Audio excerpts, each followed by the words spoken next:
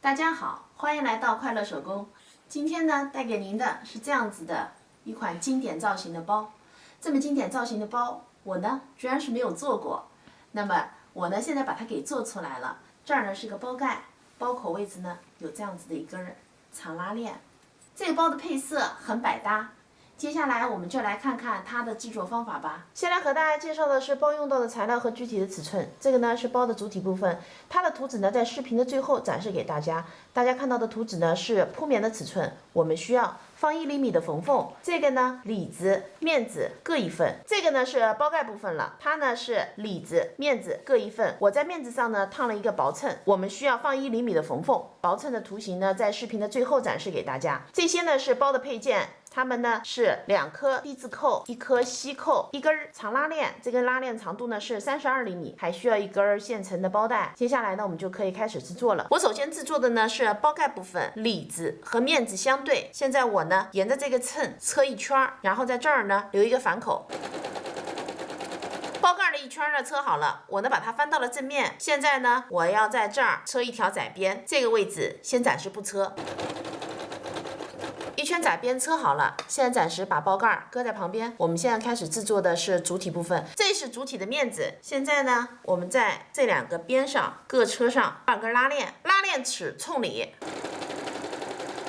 ，2边的半根拉链呢车上了。现在我把里子盖上，正面和正面相对，还是这2条边各车1条。那在这儿呢留一个反口，2条边车好了。这儿呢是反口，现在把它翻到正面，装上拉链头。拉链头呢装上了，现在啊，我们再把它翻到反面，材料呢翻到了反面，我们把里子和面子分开。现在呢，我们把面子的这条边和刚才装过拉链的这条边缝在一起，缝到中间的时候呢，带上低字扣。这条边车好了，现在呢，我们把2个侧边这样子折叠，折叠好以后，这样子。车1条，这样子车1条，2条侧边车好了，那面子的一边呢就制作完成了。接下来呢，我们用同样的工艺哈，把剩下的3个侧边做上。